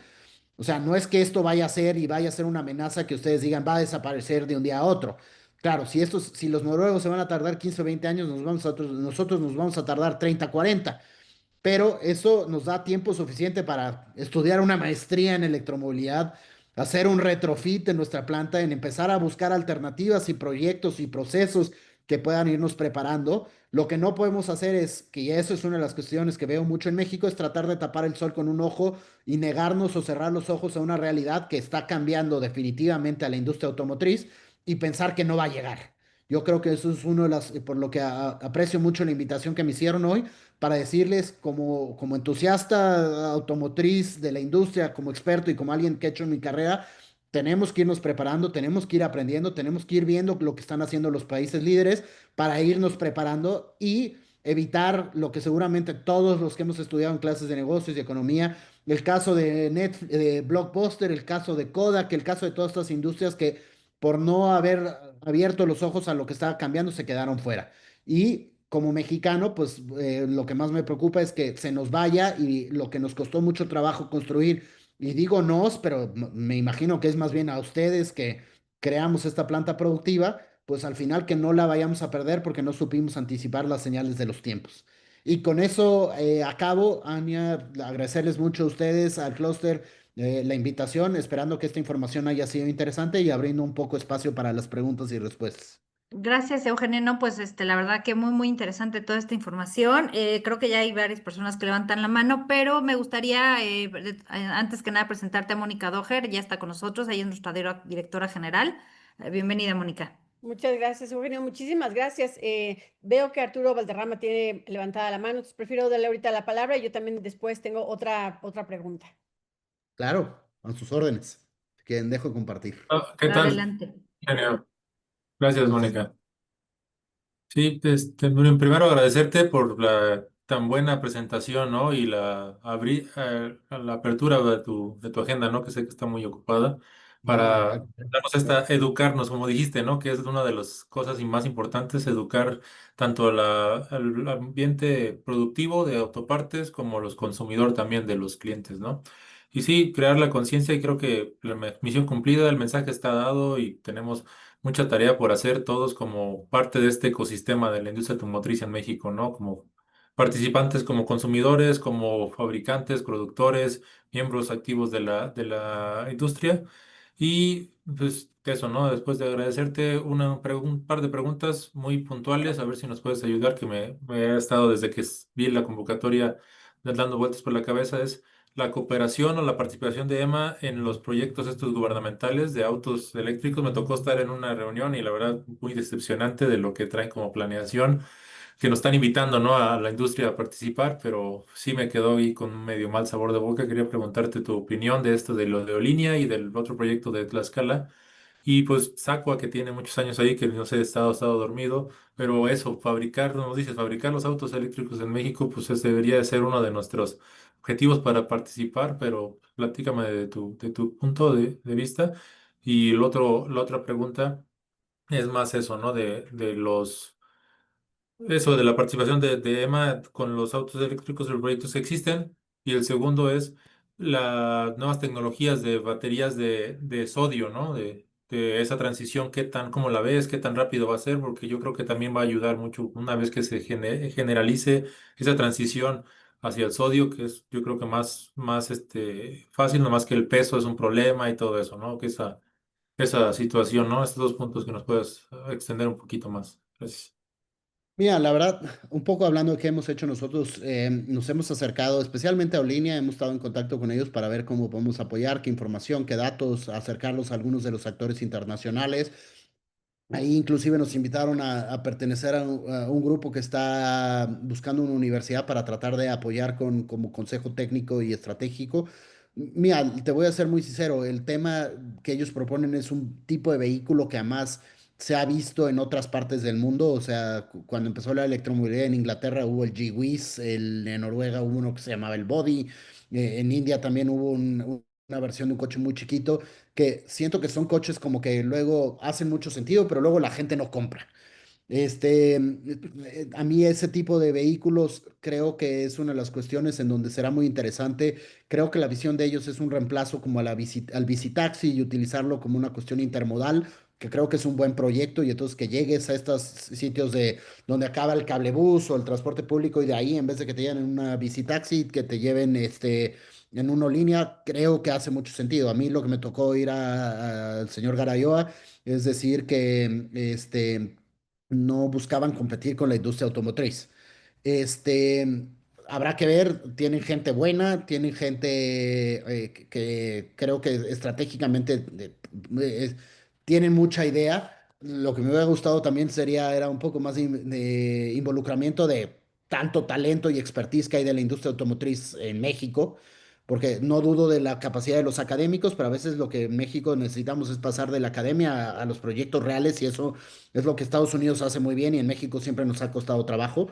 También lo veo como un llamado de atención a la misma industria automotriz tradicional, a decir, ¿por qué tiene que venir al gobierno hacer lo que nosotros deberíamos de haber estado proponiendo, ¿no? O sea, si también ves el esfuerzo de Olinia, no es gente de la industria automotriz, este, perdón, Sacua, entonces ahí yo creo que es también un llamado para también tratar de hacer nosotros.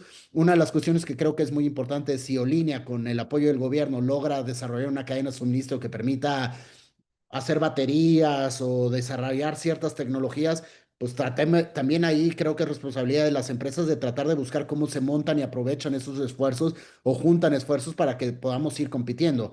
O sea, ese tema de vamos a hacer baterías, pues es algo que China decidió hace 15 años, pero no nada más es hacer la batería, es toda esa cadena que yo les decía antes que no tenemos desarrollada y que además podríamos hacerlo porque tenemos muchos de los convenios con algunos de estos países. Entonces, yo cuando platiqué con el señor, con Capuano, que es el que lleva el proyecto, le dije, como responsable de la acción de electromovilidad, necesitamos que les vaya bien, porque si no le va bien a Olinia, que eso es una de las cosas que luego como mexicanos somos medio criticones, si no le va a Olinia, le va a ir mal también al coche eléctrico en México. Entonces, ojalá les vaya bien, ojalá hayan un buen proyecto, ojalá estén en un nicho que sea exitoso y ojalá nos sirva como para crear una plataforma en donde también nosotros proveedores, fabricantes y todo eso, tratemos de ir promoviendo no solo lo que les decía en una de las diapositivas, hacer coches eléctricos para venderlos en Estados Unidos, ¿no? Y eso creo que es una de las cuestiones importantes de esos proyectos. Y lo que sí es que sean proyectos reales, ¿no? Yo de algunos de esos proyectos veo que presentan renders y hablan del tema y van a foros, pero nunca he visto un coche en la calle. O sea, lo que necesitamos es ir creando materialidad y sustancia, ¿no? Y que además este tema del coche eléctrico no lo estamos haciendo porque es una actividad interesante, sino que es un tema de emisiones. Y si hiciste 5 coches eléctricos, pues la verdad es que el tema de emisiones, el objetivo de reducción de emisiones no se logró, ¿no? O sea, si hacen, ojalá hagan línea y hagan 100,000, ¿no? Yo creo que ese es uno de los temas que tenemos que apostarle a que les vaya bien y que además México vaya también buscando las oportunidades para hacer una industria más importante, alineada a eso. No sé si con eso contesto la primera. La segunda pregunta, ¿cuál era? La transición a los... No, sí la contestaste y de lo que decía de decepción fue que me tocó ver igual, como dices, una presentación de la planeación y eran unos renders de una versión, nada muy en el aire, no había como que lo que dices, ¿no? La cadena de suministro, cómo vamos a iniciar, dónde participamos, dónde hay oportunidades de la industria que ya existe en México para aportar, ¿no? No había esa parte, estaba la idea y muy en el aire y faltaba como que, como dices, ¿no? La parte del negocio porque dice, sí, pues la universidad puede hacer los autos eléctricos como prototipo, pero el negocio es lo que va a hacer que esto sea rentable a largo plazo, ¿no? Que sea algo como negocio. Te voy a decir una cosa, que eso son de las cosas que luego pasan. No sé si se acuerdan cuando salió, a mí me tocó dirigir el proyecto de la planta de Tesla, ¿no? Y no sé si se acuerdan que cuando salió, medio ya se abrió, que estábamos buscando la planta, salieron 14 gobernadores a levantar la mano y decir, creo que fue, Tabasco también está listo y Sonora también está dispuesto. Claro, o sea, la verdad es que eso lo dijeron en los medios, pero nunca nos buscaron. Bueno, nosotros ya traíamos una estrategia de un año y medio trabajado con una localización de 2 o 3 alternativas. Creo que esto también va a pasar porque al final el tema nos encanta, suena muy bien, es romántico, al mexicano nos hace sentido y queremos creer en un proyecto así, pero justo el chiste es que pase de renders a una cuestión en donde llega una cuestión de masificación y ahí es en donde creo que está la gran oportunidad especialmente para clouds como para el cloud como ustedes, de decir, ok, si va en serio, yo te vendo los arneses, los asientos, los algo, y que vaya en serio, porque por más que hagan 100,000, venderles 100,000 algo a ellos puede ser una buena oportunidad para ustedes como proveedores, ¿no? Sí, pues ya muchas gracias. Contestaste No, bastante bien. encantado. Y nos da para seguir hablando, pero le quiero dar Sí, oportunidad a sí. los demás. Claro, me gustaría Y darle la creo, palabra. una cosa a agregar, también creo que tenemos que empezar a ser un poco más críticos de decir, padrísima su historia, ¿qué hay detrás? Porque luego nos creemos todo y nadie cuestiona nada y yo hay varios proyectos que no voy a decir cuáles, pero veo que van y hablan en los foros y sigo sin ver uno en la calle, ¿no? Entonces como que también empecé a decir, oye, queremos saber qué onda, ¿no? Claro, quisiera dar la palabra a Renaud Denenborg. Él es nuestro presidente de nuestro comité de innovación. Adelante, Renaud. Hola, gracias, Moni. Gracias, Eugenio. Un gusto saludarte, conocerte. A nombre del clúster y del Comité de Innovación, te agradecemos nuevamente la información que compartiste, muy amplia, muy clara, excelente presentación. Gracias por compartir el conocimiento, ¿no? Dos temas me llamaron la atención. Primero, respecto al costo de la carga, de carga. Mencionabas que el costo para la carga doméstica era prácticamente la mitad del costo por kilovatio hora de la carga pública. ¿De dónde viene eso y qué tendencias espera hacia el futuro? ¿Eso es algo que seguirá, crees, en tu opinión, en este nivel? Es decir, impulsando la carga más doméstica. Eso por un lado. Y por otro lado, no sé si tienes conocimiento o conoces algo respecto a planes de incentivo por parte del gobierno para que empresas, especialmente empresas nacionales, locales, puedan invertir en nuevas tecnologías o nuevos procesos productivos para atender futuras demandas de la industria de movilidad. Claro, el primer tema que es o sea, la verdad, siempre la recarga más barata va a ser en casa. ¿Por qué? Porque no hay un intermediario y literal estás pagando lo que la CFE estipula en sus contratos, ¿no? O sea, y lo que complica un poco, puede ser más cara esa carga, es que tú tienes que pagar la instalación. Entonces, por ejemplo, yo cuando me cambié a mi departamento, llegué con el casero y le dije, sí, te compro el departamento, pero me pones el cajón abajo de los medidores y mi instalación costó 6,000 pesos, ¿no? Claro, si eres el del sótano 3 en la esquina, tu instalación puede costar 80,000 pesos. ¿Por qué? Porque hay que comprar 40 o 50 metros de cables, ¿no? Entonces, pero yéndote al costo del tema, más o menos el promedio en México te dan una tarifa que es pequeña, demanda, baja tensión y en promedio en México está en esos 4 pesos. Hay 3,80, 4,20, más o menos está ahí. Entonces, eso es, eh, no va a cambiar al menos de que el gobierno cambie las tarifas. Nosotros hemos sugerido una tarifa especial para vehículos eléctricos que fuera más barata cargar de 11 de la noche a 5 de la mañana y con eso evitar el famoso mito de que vamos a tronar la red. O sea, seguramente ustedes, la mayoría van a ser ingenieros y gente que entiende el tema de electricidad, pero en vez de que sea agregado a la demanda de que ya tenemos, podríamos desplazar a horas de baja ocupación, que no en todos los lugares son a la misma hora, por el tema de aires acondicionados y calores y todo eso. Pero esa es una de las sugerencias que tenemos. Entonces, mientras CFE no cambie, bueno, CENER no cambie la tarifa, va a seguir siendo pagar lo que cuesta el kilowatt a lo mismo que se lo venden al Oxxo. En carga pública sí cambia, porque ahí lo que ellos compran la electricidad normalmente en una tarifa que es gran demanda, media tensión horaria, que es por hora, y entonces hay horas más baratas y hay horas más caras, y los equipos son inversiones significativas. Un cargador de 4 posiciones, más o menos estás hablando de una inversión de 10 millones de pesos. Entonces, claro, ahí lo que tienes que buscar es un escenario de recuperación meramente económico en donde dices, ok, si la luz me cuesta 3 pesos o 3,50 en promedio, más las 10 millones que le metí de inversión, ¿cuánto le puedo sacar para que sea rentable mi escenario de negocio? Y eso, claro, puede haber varios modelos en donde, por ejemplo, en las ciudades ya empieza a haber altos grados de utilización, en donde ya hay 3 o 4 estaciones y se vuelve un tema de competencia, en donde si Tesla lo vende a 8,60 y está en un centro comercial que te cobran estacionamiento, probablemente en esta gasolina te lo cobran a 9, pero no pagas estacionamiento y entonces el usuario tendrá que ir optando y el mercado se irá acomodando de acuerdo también prefiero ganarle 4, pero sí que se utilice mi estación, a ganarle 6 y que no se utilice.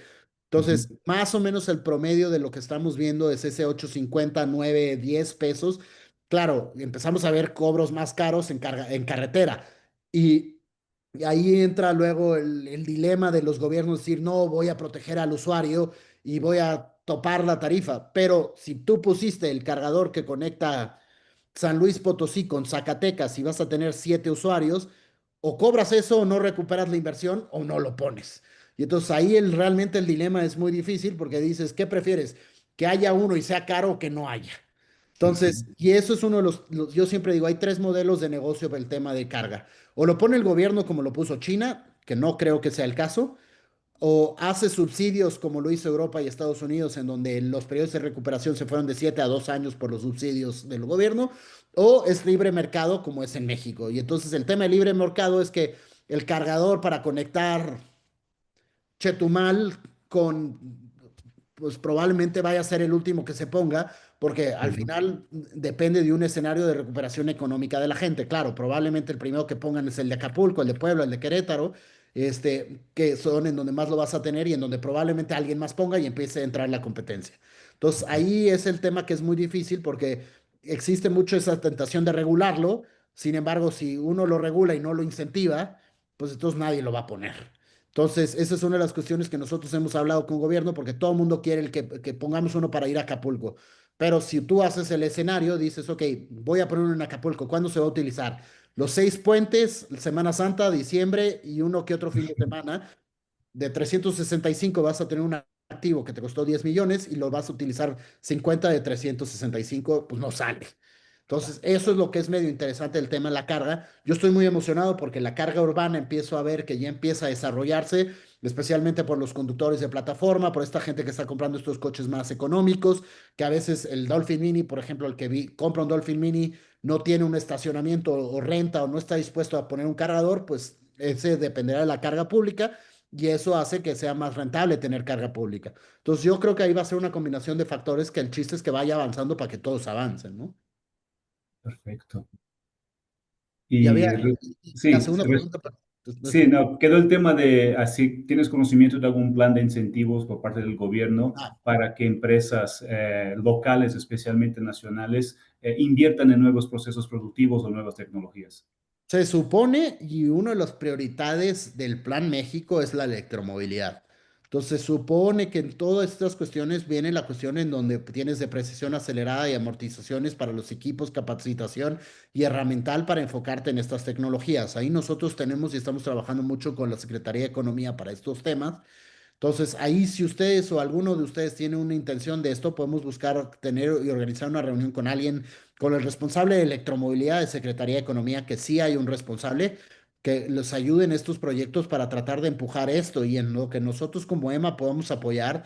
Encantado de ayudarlos. Claro, no somos tanto expertos en el tema de proveeduría y ingeniería de procesos, pero sí en los contactos que los puedan ayudar para que empiecen a pensar en esto. Y yo siempre cuento esta historia. Cuando estuve en Tesla, había una empresa que se dedicaba a hacer, creo que era escaleras. Y Ujú, Tesla la buscó para hacer disipadores de calor de estas como de ranuras que hacen ujú, para enfriar módulos. Y claro, la compañía decía, no, pues yo me dedico a otra cosa. Y hasta que no hablamos con los directores que entendieron que la tecnología que ellos tenían para hacer ese tipo de herramientas y de escaleras servía también para hacer estos dobleces para estos disipadores. Y esa historia a mí me encanta porque no porque antes hacías bujías, tienes que morir haciendo bujías, ¿no? Chance algunos de los procesos. Y Elon Musk siempre habla, últimamente no soy tan fan, pero Elon Musk habla mucho de esta filosofía de first principles o de principios básicos, que es desarticula un proceso en los procesos más sencillos para ver cómo los puedes mejorar. Si tú tienes esa habilidad en donde ya tienes ciertos procesos con el metal, de corte, de moldeo, de todo eso, no porque hagas algo quiere decir que tengas que seguir haciendo ese producto. Puedes ver cómo ujú. puedes servir esos procesos para otras de las cuestiones que puedan servir a electromovilidad. Y yo los invito, no conozco a todas las empresas que están hoy en el espacio, pero les recomiendo este análisis de principios fundamentales de llegar y dividir y ver si alguna de estas características, el otro día me contaban, una empresa que hacía las barras estas de transmisión para los transformadores, es mucho de lo que se utiliza para también las baterías de coches. ¿Por qué? Porque lo que no quiere son cables que estén ahí moviéndose Ujú, dentro de los componentes. Y entonces hacen estas barras sólidas, los bus bars famosos, y ujú. eso hemos encontrado o se encontrado proveedores que hacían eso para el sector eléctrico que ahora lo están haciendo para el sector automotriz. Creo que es un poco, claro, tendrán que mejorar algunas cuestiones de acabados, materiales, ¿ya? pero se puede. Y eso es en lo que también los invito a darle una reflexionada de qué parte y cómo pueden ir buscando también en pensarle a entrar al tema de electromovilidad en estos procesos, ¿no? Fantástico. Mónica, quedamos con este pendiente, digamos, de nuestro lado, podemos comunicar eso con el grupo y tratar eventualmente de aproximarnos, acercarnos con los colegas acá a través de Eugenio, a ver si existe tratar de impulsar, ¿no? A ver si le podemos también un poco abrir la mente a los empresarios locales para que busquen estas nuevas oportunidades, ¿no? Sí, claro, es una buena línea de acción del closer en conjunto con el equipo de Eugenio. Muchas gracias, Eugenio. ¿Alguien más quiera tener alguna pregunta? Eugenio, yo tengo una. Vemos que hoy estamos inundados de autos chinos, ¿no? Algunos eléctricos, algunos no. ¿Cuál es tu previsión para los próximos años? ¿Va a seguir esta tendencia de crecimiento de autos chinos o el tema de aranceles sí va a afectar? ¿Se está estancando en este momento? ¿Qué es lo que tú prevés? Mira, yo soy de la teoría que nadie sale de su casa a comprar un coche chino, sino que la gente sale y dice, voy a cambiar mi coche y va a la agencia de los japoneses, de los coreanos y no sé qué. Y al final, ¿por qué estamos comprando coches chinos? Mucha de la gente decía, nunca compraría y ahora anda en un BYD. ¿Por qué lo están comprando? Porque el coche tiene un precio agresivo, tiene una cuestión de tecnología, tiene un avance en materiales, manejo, inclusive en cuestiones de electrificación, que las otras marcas se han quedado muy atrás. Entonces, yo creo que ellos cada vez, como les decía en la conferencia, ya no son seguidores y replicadores de copiar diseños como eran antes. Ahora, en muchas cuestiones, te subes a un vehículo de origen chino, de fabricante chino, y hay muchas cuestiones que están mucho más avanzadas. Te voy a decir una cosa que sigo sin entender por qué a los fabricantes tradicionales les cuesta tanto trabajo, pero la cuestión, el otro día renté un americano eléctrico y la pantalla era dolorosa, se le picabas y pasaban 10 segundos que no pasaba nada. Y eso en un fabricante chino jamás te pasa. ¿Por qué? Porque se han puesto a trabajar en este sentido y han ido avanzando. Que creo que además sí hay una cuestión de una agresividad del mercado muy fuerte. Entonces, si llegan estos aranceles, probablemente sí aumenten de precio. Ahorita ya estamos en 15, subiríamos a 50. Yo creo que va a ser un punto intermedio en donde absorberán una parte y otra parte se la pasarán al cliente. Mi gran preocupación, o creo que la gran hipocresía de este tema, es que en el momento que los chinos suban, también los tradicionales van a subir de precio y van a aprovechar para ajustar algunas cuestiones de márgenes, porque al final lo que hacen los aranceles es una distorsión que afecta al mercado y va en contra de la competitividad. Y entonces al final quien va a pagar más somos los usuarios cuando compremos un coche eléctrico. Lo que sí, y esa es una de las cuestiones que me dicen mucho, es, pues es que la cuestión de subsidios ha ayudado mucho. También Estados Unidos, el IRA, lo que les platiqué, es un subsidio. Europa ha hecho sus subsidios. Nada más que ellos han sido muy eficaces en la cuestión de los subsidios.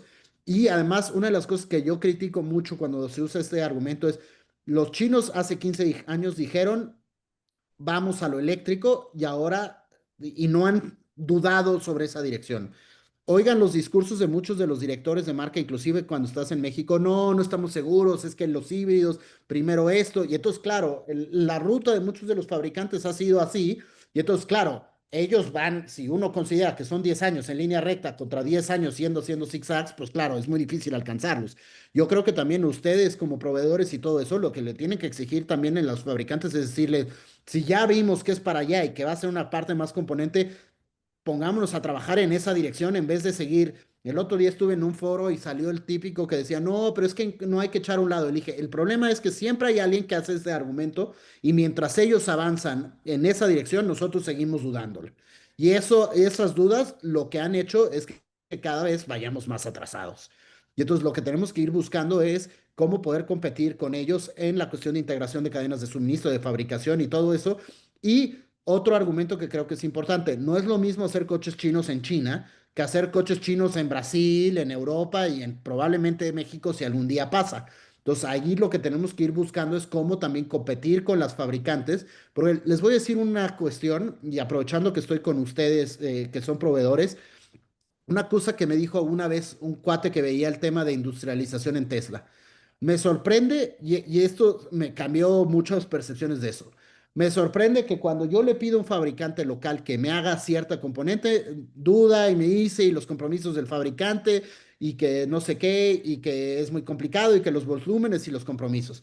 Yo le pido a un chino y sin orden de compra, con una carta promesa, se mandan 3 chinos a México que no hablan español y nunca han venido y en 6 meses tienen una fábrica armada fabricando. Y ellos ni conocen el país, ni la regulación, ni todas las broncas que tenemos que nosotros navegar, y ellos lo logran. Y ese argumento a mí siempre se me quedó en mente decir, ¿por qué está llegando? Y me ha tocado platicar con varios de esos chinos que vienen y en 6 meses ya tienen una planta armada y nosotros que tenemos todas las de ganar, porque ya tenemos la experiencia, la gente, el know-how, la capacidad, los conectes en el gobierno, lo que ustedes quieran y la dudamos. Y esa es un poco la diferencia de por qué creo que ellos han avanzado tanto, porque llegan y claro, yo creo que hay muchas circunstancias que les dan esa certeza y esa seguridad de aventarse. Y entonces también, ojalá también en México vayamos entrándole y aventándonos a hacer este tipo de proyectos para estar listos, ¿no? Muchas gracias. Eugenio, ¿cómo vas en tiempo? Podemos tomar otra Sí, pregunta, ¿no? vi a Gabriel que desde la pasada levantó la mano, perdón. Perfecto, adelante, Gabriel. Muchas gracias. Eh, Gracias, Eugenio. Muchas gracias a los organizadores por la invitación. Yo soy Gabriel Romo. Por aquí nos toca dirigir una empresa automotriz, Plásticos Automotrices de Sagún, del grupo A&P Solutions. Desde hace 15 años, orgullosamente estamos ya como Tier 1 Supplier de Tesla para todo lo que es autos eléctricos, también actualmente para Lucid. Y la verdad es que pues se han roto muchos mitos que se tenían hace mucho tiempo. Comparto todo lo que comenta Eugenio en toda la parte de los mitos eléctricos, que a veces el ambientalista pues erróneamente dice, bueno, pero finalmente si hay emisiones por toda la parte de donde lo conectas, quema combustible, etcétera, pero lo que explicaste bien, pues efectivamente, de todos modos se tiene al menos un 50% de ahorro de emisiones de las que son indirectas y eso pues ayuda bastante. Pero el tema principal por el cual levanté la mano es, desafortunadamente aquí en México nos ha tocado visitar empresas que fabrican autos eléctricos, principalmente las chinas, pero todavía lo que observamos es que como que no les dan el banderazo de desarrollar proveeduría en México. Nos ha sido más fácil encontrar clientes fabricantes de vehículos eléctricos en Estados Unidos, en otros países, Canadá, que aquí en México todavía vemos que los que llegan chinos como Jack o otras marcas, desafortunadamente ya tienen toda su cadena de proveedores de China y no nos permiten ni siquiera cotizar nuestros productos para, pues precisamente para contribuir en esa parte de los vehículos eléctricos. Tú como presidente de la EMA, ¿cómo crees que podríamos apoyarnos en equipo para de alguna manera presionar al gobierno donde pues ponga alguna ley, algún decreto donde, bueno, si instalas una armadora en México, pues después de un tiempo tienes que tener un compromiso de desarrollar un porcentaje del contenido, pues, nacional, de tal manera que, pues, tengamos la proveeduría que estamos en México de proveer componentes, ya que lo hacemos desde hace décadas en vehículos que arman, en este caso en Estados Unidos, y por qué aquí en México está tan difícil. ¿Cómo podrías apoyarnos? Y también cómo podríamos estar en contacto para, pues si tú sabes en tantos foros que andas, de contactos donde hubiera la oportunidad de negocio, pues que estuviéramos unidos para ver cómo podríamos pues tener más clientes, en este caso armadoras automotrices aquí en México. Te voy a dar una respuesta que creo que no te va a gustar. Este, ¿por qué las americanas, japonesas, alemanas te compran partes sin esa ley? Yo creo que ha sido un tema de mercado en donde seguramente encontraron en estos proveedores mexicanos como ustedes un tema de valor agregado, calidad, precio, tiempos, formalidad que los hicieron. Yo creo, justo el argumento que les decía antes, no es lo mismo hacer coches chinos en China que hacer coches chinos en otros lados. Yo creo que también los chinos luego, de lo que me ha tocado trabajar conmigo, con ellos, es quieren venir a hacer lo que hacen en China en otros lados. Pero el mismo mercado les ha ido demostrando que que esos modelos replicados, copiados y pegados no han funcionado. Yo creo que las marcas que han sido muy exitosas en el tema de vehículos, o sea, creo que BYD, por ejemplo, tiene un director mexicano muy fuerte, un equipo mexicano muy fuerte que los ha ido ayudando y por eso tiene una posición muy fuerte en comparación a otras marcas que son muy fuertes en China y en México virtualmente tienen participaciones menores. Creo que esa es una lección que los chinos tienen que ir aprendiendo con el tiempo, de que cuando quieran entrar al mercado tienen que ir incorporando. Ahorita solo hay una planta de coches chinos en México, que es Jack, y es una empresa mexicana. Y es un modelo de negocio que ustedes conocen muy bien, que es de estas cuestiones en donde ya viene mucho preensamblado, ¿no? Yo creo que ellos también, por como solo venden en México, no han empezado a hacer. Yo creo que esa es una de las grandes cuestiones. Muchos de los fabricantes chinos quieren invertir en México y no tienen esa apertura todavía o claridad de cómo podría ser una inversión y más con todos los riesgos que conlleva eso en el Tratado de Libre Comercio. Yo creo que lo que deberíamos de establecer son reglas en donde les convenga, no que se les mande, sino les convenga ir incorporando contenido de origen. Y además, una de las cuestiones por las que incluyen contenido de origen es para cumplir con las reglas de origen para poder exportar en los tratados de libre comercio fuera. Yo creo que igual que BMW decidió venir a poner su planta para hacer el Serie 3 y que con contenido de origen pueda mandarse a Estados Unidos, ya en Europa, sin arancel, probablemente los chinos caerían en la misma realización en decir, si yo hago el coche en México y quiero exportarlo, no, o sea, la verdad el mercado mexicano es muy bueno, pero no es lo suficientemente grande para sustentar una planta. Entonces, yo creo que si ellos eventualmente invierten en México, también van a querer exportar a otros mercados y van a llegar a la misma realización de decir, si quiero mandarlo a Europa y si lo quiero mandar a Estados Unidos, tendría que cumplir con cierto contenido de origen. Claro, el tema de Estados Unidos ahorita es muy complicado porque con un 100% de arancel y con un tema de ciberseguridad que tienen, por más que hicieran un coche chino con 100% de componentes mexicanos, en una de esas no los dejan. Que eso es un poco el mundo raro en el que vivimos porque pues probablemente ellos tienen este bloqueo, ¿no? Que ahí es una cosa que inclusive nosotros como asociación hemos tratado de hacer, de invitar youtuberos mexicanos, americanos, para que se den cuenta que el que está perdiendo de esto es el usuario americano al tener que comprar coches más caros. Pero yo no creo que vaya por un tema de una ley, sino es una cuestión de establecer los mecanismos para que cuando BMW vino, cuando Audi vino, cuando Kia vino, se dieron cuenta que les convenía contratar a proveedores como ustedes por costos de logística, costos de mano de obra y todo eso. Y creo, estoy seguro que los chinos se darán cuenta de lo mismo. Me ha pasado que con los proveedores chinos de repente llegan y quieren traerse hasta los focos de China. Y en el momento que se detienen todos en aduana y no se los dejan de pasar, aprenden rápidamente que eso no es lo que más funciona. Entonces, yo creo que es lo que tenemos que estar listos para que, uno, haya la certeza para que esas inversiones vengan a México y dos, que también existan las condiciones en donde si quieren puedan exportar a otros países y para cumplir con esas reglas de origen de fabricación mexicana los busquen a ustedes, ¿no? No sé qué opina. O sea, yo siento que si el gobierno los dice, luego se complica más y entonces termina saliendo hasta contraproducente. Correcto. Muchas gracias. Pues muchísimas gracias, Eugenio, muchísimas gracias de parte del clúster automotriz, agradecerte de parte del Comité de Desarrollo de Proveedores que está liderado por Ignacio Sanz de la empresa Kaiser, de todo el equipo del clúster, Ania Llerenas, que ha estado también en contacto contigo, Eugenio, te queremos enviar este reconocimiento virtual y sobre todo un agradecimiento por esta destacada participación en esta webinar titulado Electromovilidad, una oportunidad de proveeduría para México y su industria. De verdad te agradezco muchísimo, ha sido buenísima.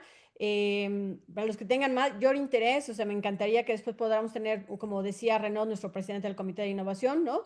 Una línea de trabajo para seguir fortaleciendo el desarrollo de nuestros proveedores, atender temas como lo que le está pasando a Gabriel Romo, por supuesto, necesitamos ir fortaleciendo la proveeduría de México para el auto eléctrico, tenemos que ir transicionando a estas nuevas tecnologías, preparando a la gente también para que esté lista para participar en estas oportunidades. Y bueno, nuevamente, Eugenio, muchísimas gracias de parte del Klaus. Queremos también pedirles a los que nos están asistiendo en esta sesión, nos regalen solamente 2-3 minutos de su tiempo, utilicen su celular o pueden utilizarla en la liga. Vamos a poner ahorita la liga de esta encuesta, saber si les gustó, si les funciona y qué otro tema puede el clúster desarrollar, organizar para la mejor tarea de sus trabajos, de sus labores diarias.